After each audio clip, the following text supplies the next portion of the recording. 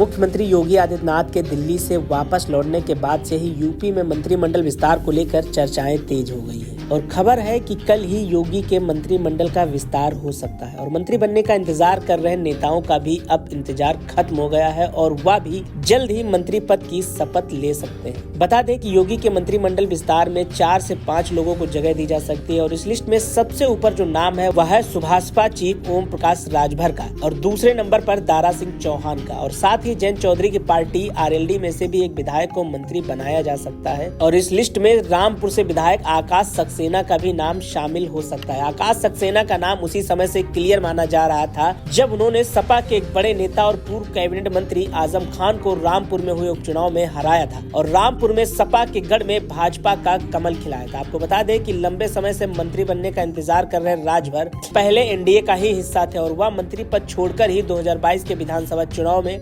सपा में शामिल हो गए थे। राजभर सपा में ज्यादा दिनों तक नहीं रहे और वह फिर एक बार एनडीए में शामिल हो गए। राजभर के बाद दारा सिंह चौहान भी सपा छोड़कर भाजपा में शामिल हो गए। राजभर दारा सिंह चौहान लंबे समय से मंत्री बनने का इंतजार कर रहे थे लेकिन योगी का मंत्रिमंडल विस्तार नहीं हो सका और राजभर मंत्री बनने का इंतजार करते रहे। लेकिन अब आरएलडी के एनडीए में शामिल होने के बाद से ही भाजपा ने लोकसभा चुनाव से ठीक पहले मंत्रिमंडल विस्तार करने जा रही है और एनडीए का कुनबा बढ़ाने वाले दलों को मंत्रिमंडल में जगह देने जा रही है। Bureau report, the Inquilab express.